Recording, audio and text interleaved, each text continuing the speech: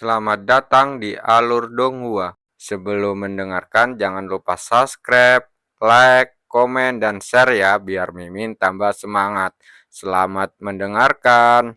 Beberapa menit telah berlalu sejak pria paruh baya itu bergegas masuk ke gua sunyi laba-laba iblis untuk mencari putrinya. Sementara itu, Yuan dan Xiaohua menunggunya di luar. Aku penasaran, berapa banyak Qi yang akan kudapatkan dengan mengonsumsi inti monster laba-laba iblis. Yuan berpikir dalam hati sambil memegang inti monster yang berkilauan itu, bersiap untuk memasukkannya ke dalam mulutnya seperti memakan permen keras. Ketika Xiaohua menyadari, Yuan menatap inti monster laba-laba iblis dengan tatapan penuh nafsu, dia bertanya, "Saudara Yuan, apakah kau akan memakan inti monster itu?" Meskipun saudara Yuan dapat memakan inti monster tingkat murid roh dengan tanpa masalah, Xiaohua khawatir inti monster tingkat prajurit roh mungkin mengandung terlalu banyak Qi untuk kau konsumsi. "Kita tidak akan tahu sampai aku mencobanya, kan?" kata Yuan. Memang benar, tapi Xiaohua masih memasang ekspresi khawatir.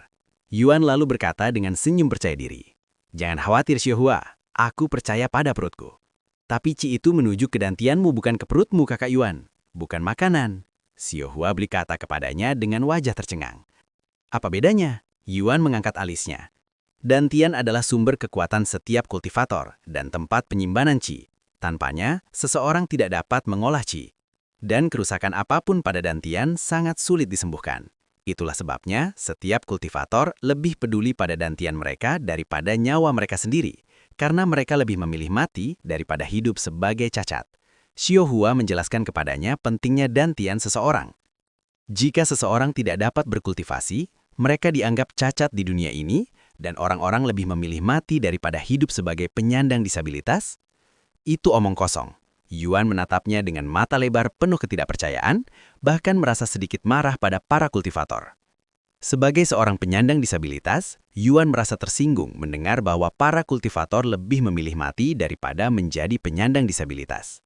Bahkan, ia tidak menganggap orang yang tidak dapat berkultivasi sebagai penyandang disabilitas sejati, dan menganggapnya sangat tidak sopan. Lalu, kenapa kalau seseorang tidak bisa kultivasi? Itu bukan berarti mereka harus mati.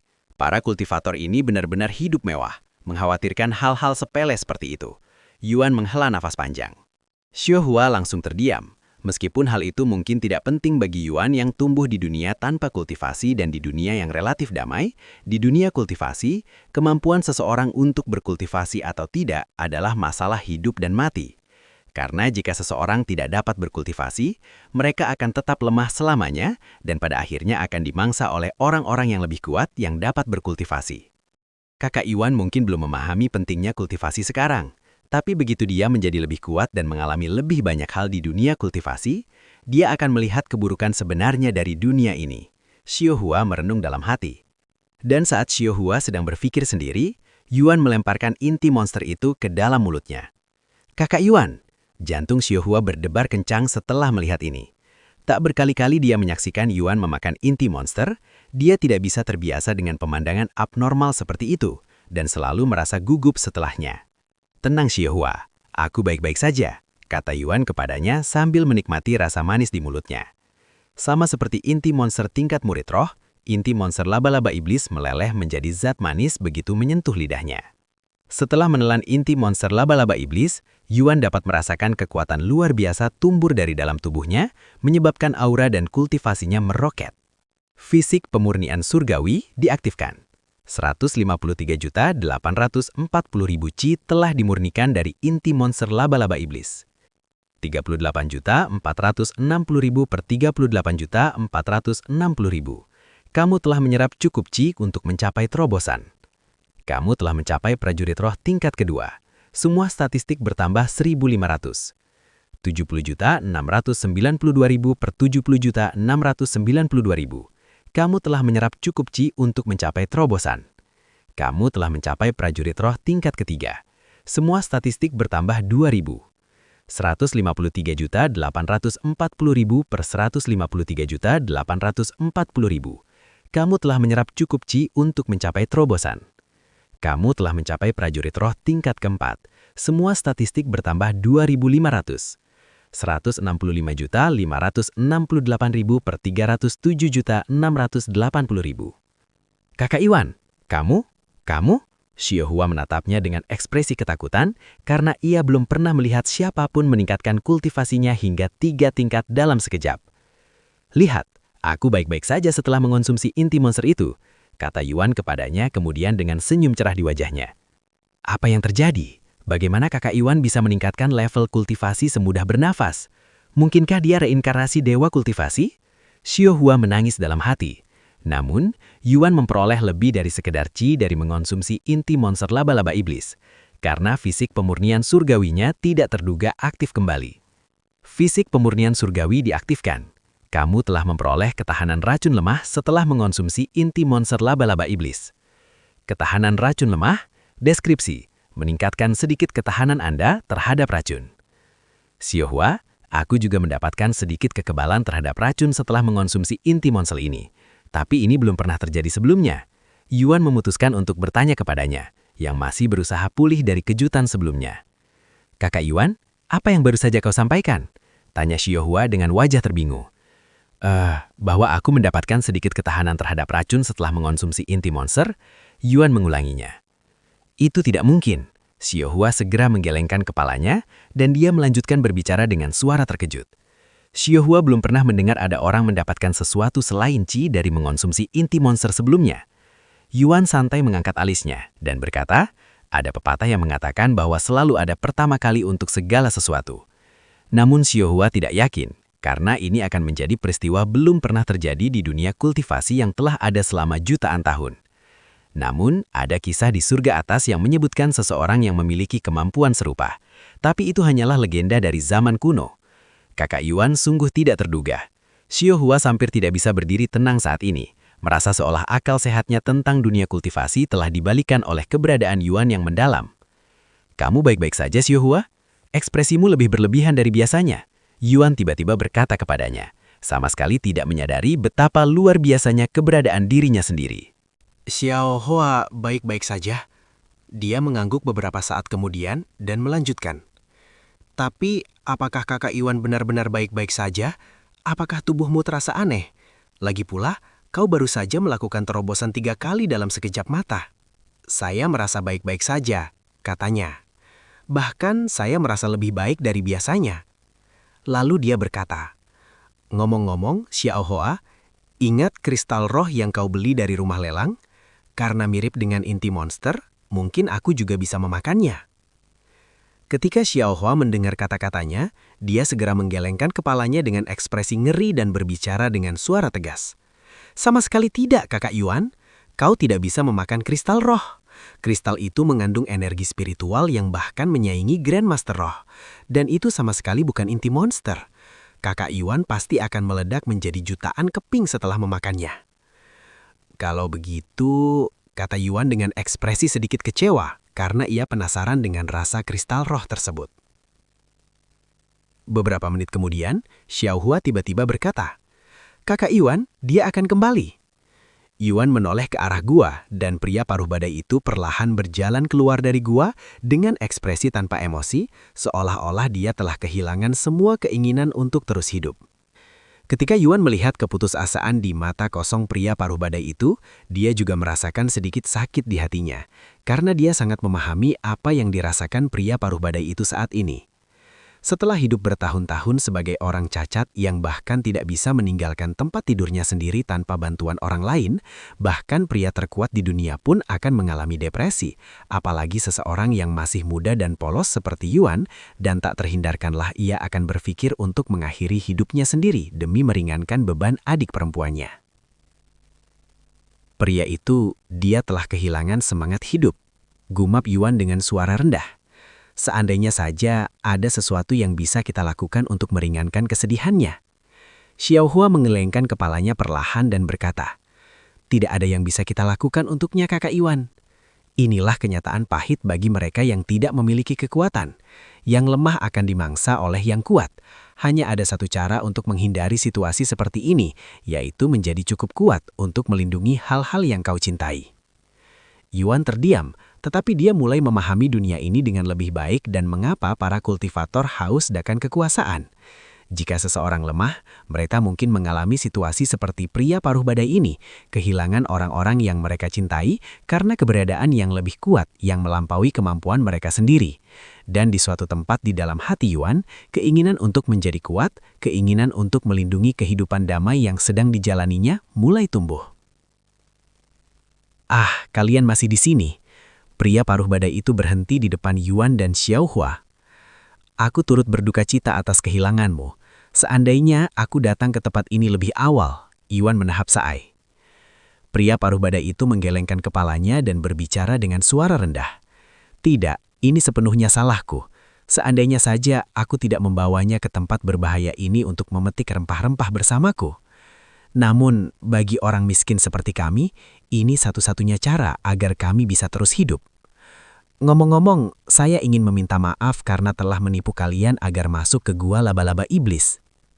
Pria paruh badai itu berlutut dan bersujud kepada mereka dengan perasaan tulus, tidak berani mengangkat kepalanya bahkan beberapa saat kemudian.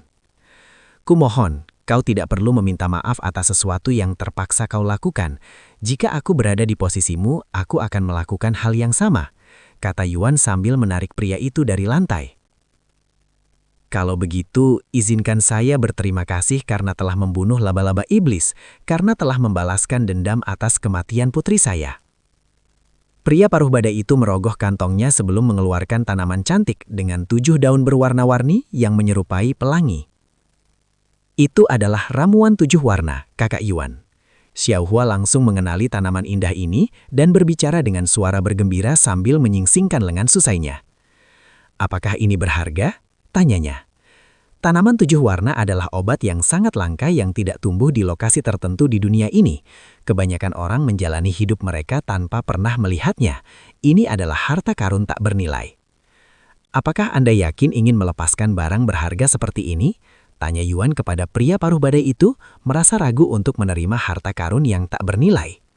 "Bukankah Anda butuh uang jika Anda menjualnya?" Namun sebelum Yuan menyelesaikan kalimatnya, pria paruh badai itu menggelengkan kepalanya dan berkata, "Tanpa putri saya tidak lagi membutuhkan uang, dan obat ini ditemukan oleh putri saya. Saya yakin dia juga ingin kau memilikinya. Kumohon, anak muda, terimalah obat ini." Pria itu menundukkan kepala dan merentangkan tangannya hingga ramuan 7 warna berada tepat di depan tubuh Yuan. Melihat itu, Yuan menahap Saai dan menerima ramuan 7 warna. "Terima kasih." Setelah Yuan menerima ramuan 7 warna, pria paruh badai itu membungkuk kepadanya untuk terakhir kalinya sebelum berbalik dan pergi. "Tunggu sebentar," Yuan tiba-tiba berteriak kepadanya. Ketika pria itu berhenti dan berbalik, Yuan melemparkan sebuah kantong kecil kepadanya dan berkata, "Mungkin ini tidak ada apa-apanya dibandingkan dengan hadiahmu, tapi aku harap kau bisa menjalani hidup tanpa beban selama sisa hidupmu." Pria paruh badai itu tidak berkata apa-apa dan hanya mengangguk sebelum menghilang. "Aku tidak tahu berapa banyak uang di dalam kantong itu, karena aku tidak melihat isinya setelah diberikan oleh guru roh itu, tapi aku harap itu cukup." Yuan menahap Saai kemudian. "Jangan khawatir Kakak Yuan, ada banyak uang di dalamnya," kata Xiaohua sambil tersenyum. "Ah, bagaimana kau tahu? Kau tidak menyentuhnya." Kantong penyimpanan tanpa perlindungan sama saja dengan buku terbuka bagi kultivator yang dapat mengendalikan indera spiritualnya. Sama seperti Xiaohua menggunakan indera spiritualnya untuk menemukan monster bagi Kakak Yuan, Xiaohua juga dapat menggunakan indera spiritualnya untuk merasakan hal-hal yang biasanya tidak bisa dilihat dengan mata telanjang. Kata Xiaohua, lagi pula ada sekitar 3 juta koin emas di dalam kantong itu. Tapi dibandingkan dengan ramuan 7 warna yang diberikan kepada saudara Yuan, itu seperti membeli harta karun tak bernilai dengan sebutir rasi. Benda ini sangat berharga. Yuan menatap tanaman berwarna-warni di tangannya. Tanaman 7 warna, ramuan tingkat 7, deskripsi, tanaman herbal yang sangat langka dengan kegunaan yang tak terhitung. Ramuan obat tingkat 7. Bahkan pil penguat jiwa yang diberikan Suan Wuhan kepadaku hanya tingkat 3. Yuan menangis dalam hati.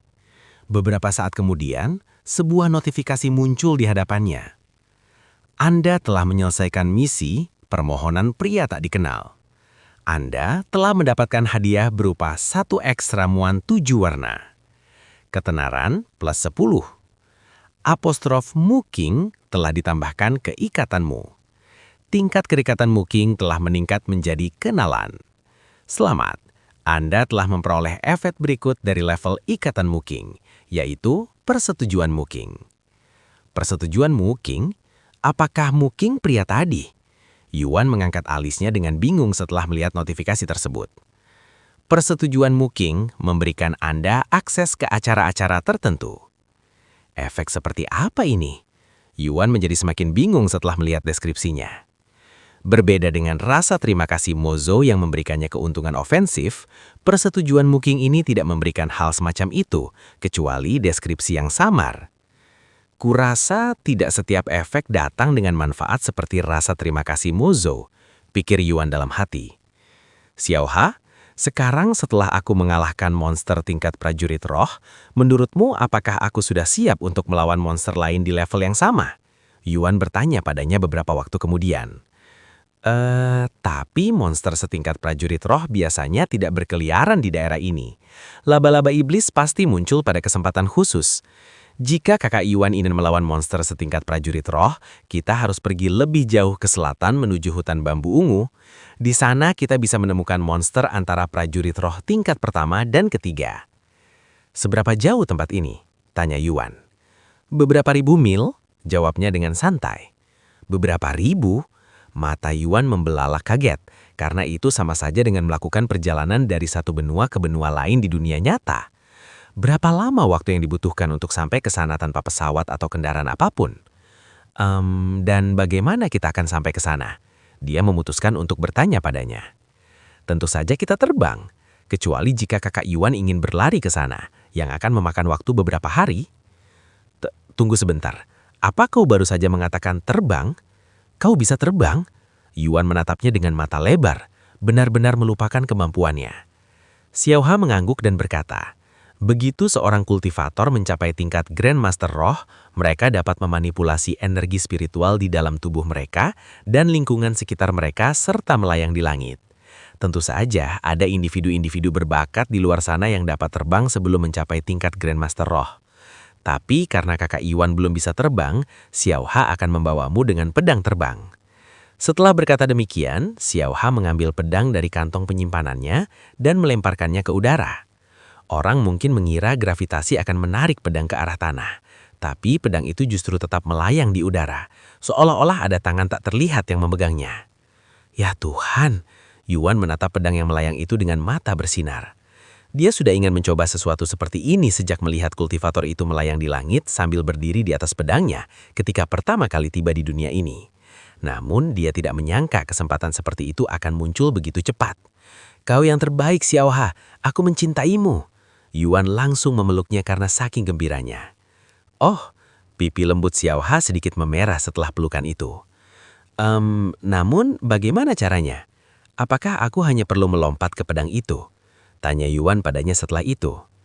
Xiaoha mengangguk dan berkata, karena Xiaoha akan mengendalikan pedang untuk kakak Yuan, kamu hanya perlu mengendalikan energi spiritual di kaki dan telapak kakimu, atau kamu akan jatuh dari pedang di udara. Baiklah, mari kita coba. Yuan segera menoleh ke arah pedang terbang itu dengan tatapan penuh kegembiraan. Setelah mempersiapkan diri, dia melompat ke atas pedang. Yuan langsung terjatuh dari pedang sedetik kemudian karena kesalahan dalam menjaga keseimbangannya. Ini lebih sulit dari yang aku kira, kata Yuan. Tapi dia tidak menghiraukan harapan dan mencoba lagi. Aduh.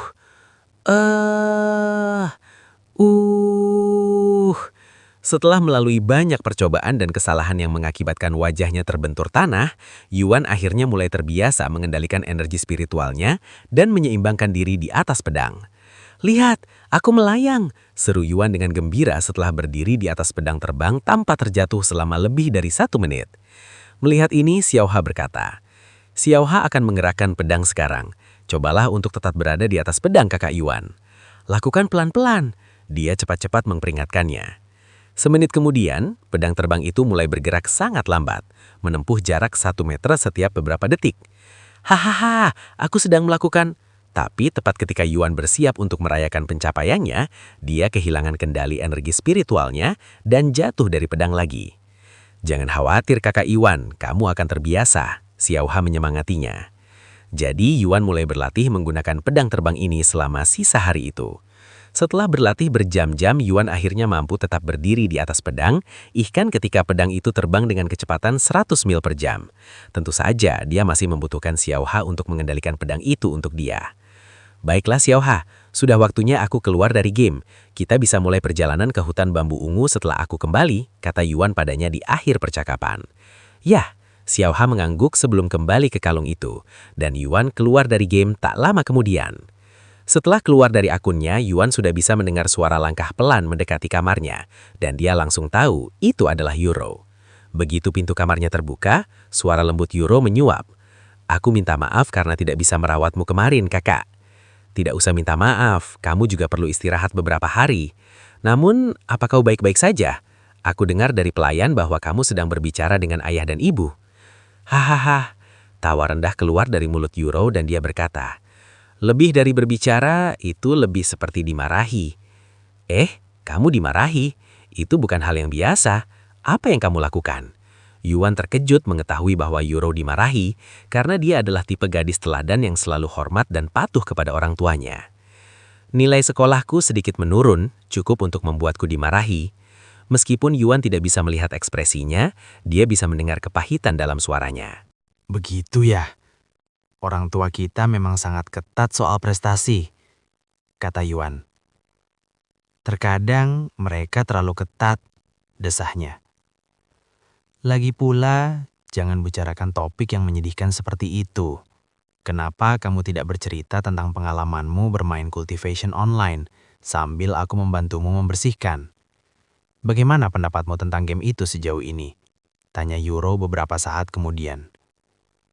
Mengatakan bahwa aku menikmatinya adalah pernyataan yang terlalu sederhana, kata Yuan cepat. Oh, ceritakan lebih lanjut. Euro tersenyum setelah mendengar suaranya yang penuh semangat dan kebahagiaan, perasaan yang asing bahkan baginya.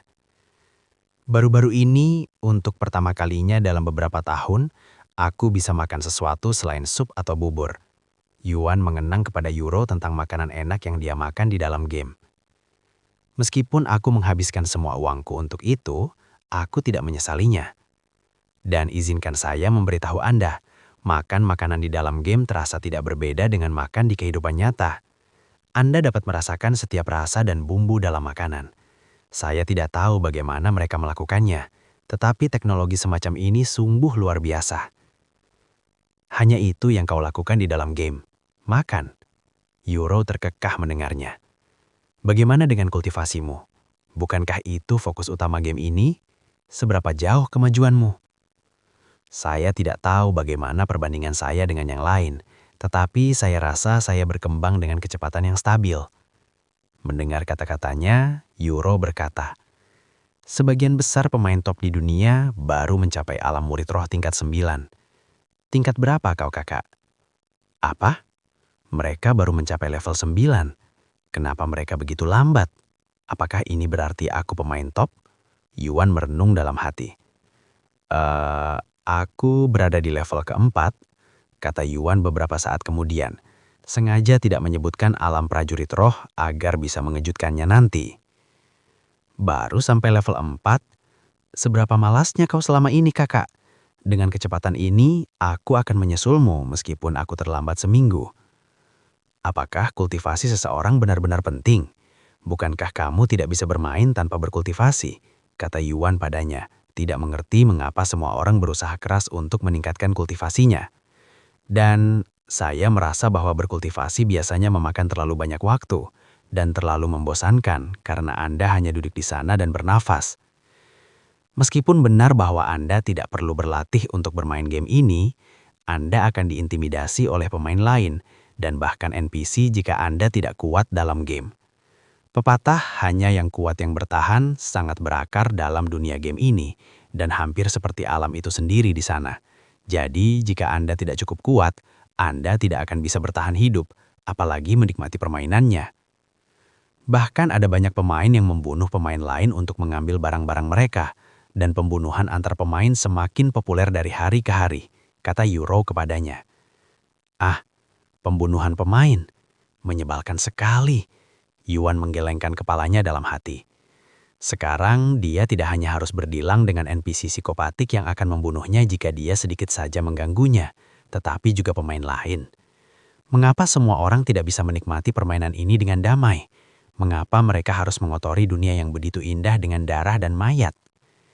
Itulah sifat permainannya, jadi tidak ada yang bisa kita lakukan.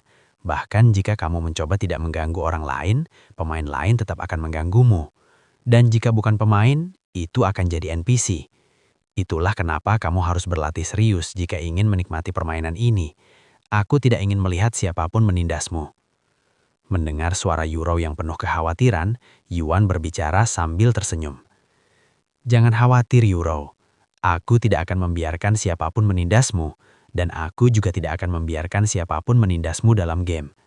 Jika mereka menimbulkan masalah sekecil apapun bagimu, kakakmu ini akan menghabisi mereka tanpa ampun. Yuro terkekeh mendengar kata-katanya dan berkata, sebelum kamu mulai melukai siapapun, sebaiknya kamu mulai meningkatkan kultivasimu terlebih dahulu. Kalau begitu, aku akan meningkatkan kultivasiku hanya untukmu, Yuro, kata Yuan. Beberapa saat kemudian, setelah Yuro selesai membersihkan dan memberi makan Yuan, dia bertanya kepadanya, apakah ada hal lain yang ingin kau sampaikan sebelum aku pergi? Iya, hanya satu hal. Lalu dia menarik nafas dalam sebelum melanjutkan. Terima kasih dan selamat malam. Selamat malam, kakak. Aku tak sabar untuk bermain denganmu beberapa hari lagi, kata Yuro kepadanya sebelum meninggalkan ruangan. Setelah Yuro meninggalkan ruangan, Yuan pun segera tidur. Sementara itu, di dalam kamarnya sendiri, Yuro menjelajahi internet untuk mencari berita terbaru tentang cultivation online. Hah? Pemain Yuan kembali menjadi berita utama. Dia memang populer, bahkan punya forum sendiri. Yuro mengklik tautan itu tanpa berpikir panjang dan mulai membaca forum yang hanya berisi posting tentang pemain Yuan. Pemain Yuan telah menjadi pemain pertama yang mengumpulkan lebih dari 1 juta koin emas di Cultivation Online, yang nilainya lebih dari 10 juta dolar Amerika berdasarkan kurs pasar saat ini. Karenanya pemain Yuan adalah satu-satunya pemain di papan peringkat kekayaan. Pemain Yuan menjadi orang pertama yang membunuh laba-laba iblis. Pemain Yuan berhasil menyelesaikan misi gua sunyi laba-laba iblis sendirian, bahkan meraih penyelesaian pertama. Siapakah sebenarnya pemain Yuan ini? Klik di sini untuk mengetahuinya. 10 teori terbaik tentang pemain Yuan dan identitas aslinya. Pemain lain yang mengaku sebagai pemain Yuan telah muncul. Ada lebih dari 100 topik tentang pemain Yuan di forum itu, dan Yuro akan membutuhkan semalaman untuk membaca semuanya. Reputasi pemain Yuan ini semakin meningkat setiap hari, sampai-sampai sudah ada orang yang menirunya. Pertanyaan yang muncul tentang keberadaannya hampir tak terhitung. Akan sangat menarik jika aku bisa bertemu pemain ini di dalam game. Setelah menghabiskan 1 jam di internet, Yuro masuk ke tempat tidurnya dan pergi tidur. Pagi-pagi sekali, bahkan sebelum matahari terbit, alarm di samping Yuro berbunyi membangunkannya dari tidurnya. Setelah bangun tidur dan merapikan tempat tidurnya, Yuro ke kamar mandi untuk mandi cepat, mencuci wajah dan menyisir rambutnya sebelum pergi ke dapur untuk memasak sarapan. Namun, dia tidak makan sendirian. Setelah sarapan selesai, Yuro membawa semangkuk sup yang baru saja dimasaknya dan beberapa barang lainnya ke sebuah ruangan besar yang terpencil di ujung lorong. Kakak, apakah kau sudah bangun? Yuro mengetuk pintu sebelum masuk ke kamar. Aku sudah bangun, kata Yuan dengan suara serak. Izinkan saya menyikat gigimu. Yuro kemudian mengangkat Yuan ke posisi duduk sebelum menyikat giginya dan menyeka wajahnya dengan handuk hangat. Beberapa menit kemudian, dia mulai menyuapinya sup yang telah dimasaknya sendiri. Bagaimana suhunya? Tanyanya padanya. Sempurna. Yuro tersenyum sambil terus menyuapinya sesendok demi sesendok. Kakak, liburan sekolahku selama 4 hari berdimulai 3 hari lagi, jadi aku akhirnya bisa bermain denganmu sebentar lagi, kata Yuro kepadanya. Bagus sekali. Aku ingin kau bertemu dengan teman yang kukenal di dalam game. Dia sangat mengingatkanku padamu, kata Yuan sambil tersenyum. Dia? Kerutan tipis muncul di wajah Yuro ketika dia mengetahui bahwa Yuan memiliki teman perempuan. Apakah dia cantik? Dia memutuskan untuk bertanya padanya. Iya, dia sangat imut. Aku yakin kau akan mudah bergaul dengannya, kata Yuan tanpa ragu. Alis Yuro bergetar mendengar kata-katanya, dan dia berkata, Aku sangat meragukan itu, Kakak. Mengapa tidak? Dia sudah seperti saudara perempuan kedua bagiku. Saudara perempuan kedua? Seru Euro dengan suara terkejut. Dan dia cepat-cepat berkata, "Kuharap Kakak tidak tertipu olehnya. Lagi pula Kakak tidak terlalu berpengalaman dengan hal-hal seperti itu." Euro khawatir Yuan mungkin telah ditipu oleh rubah licik dengan niat jahat, karena orang-orang seperti itu sangat banyak akhir-akhir ini. Dengar baik-baik, Kakak. Kau mungkin tidak tahu, tetapi ada banyak orang di luar sana yang sengaja berpura-pura menjadi temanmu demi keuntungan pribadi mereka. Dan begitu mereka mendapatkan apa yang mereka inginkan darimu, mereka akan membuangmu begitu saja seperti sampah. Meskipun itu hanya permainan, kau harus tetap waspada, terutama terhadap perempuan. Mereka adalah orang-orang yang paling licik. Siapa tahu masalah apa yang akan kau hadapi dengan mereka. Euro memberinya peringatan keras. Hahaha, kau terlalu berlebihan. Yuan terkekeh mendengar kata-katanya, lalu berkata, "Xiao Hua bukan tipe orang seperti itu. Kau akan mengerti setelah bertemu dengannya." "Jangan khawatir, Kakak. Itu akan jadi hal pertama yang akan kulakukan begitu aku bisa memainkan permainan itu." Setelah berngobrol beberapa menit lagi, Euro berkata, "Kakak, sudah waktunya aku pergi. Sampai jumpa lagi nanti malam." "Semoga harimu menyenangkan," kata Yuan padanya sebelum memasuki permainan. Setelah Euro meninggalkan kamar Yuan, dia pergi untuk sarapan yang disiapkan oleh orang lain. "Nona muda, untuk sarapan kita punya..." Seorang wanita paruh badan yang mengenakan pakaian pelayan mulai menjelaskan makanan di atas meja kepada Euro. Setelah Euro selesai sarapan, pelayan itu berkata padanya, "Mobil sudah siap, Nona muda." Euro dengan anggun menyekap bibirnya dengan serbet sebelum menganggukkan kepalanya. Beberapa saat kemudian, Euro diantar keluar oleh seorang pelayan lain. Kenapa Nona muda harus membuang waktu berharganya untuk orang cacat itu? Kudengar prestasinya di sekolah juga lebih rendah dari biasanya. Pasti dia kurang tidur gara-gara orang cacat itu. Salah satu pelayan menghela sedih setelah Euro pergi. "Tidak ada yang bisa kita lakukan.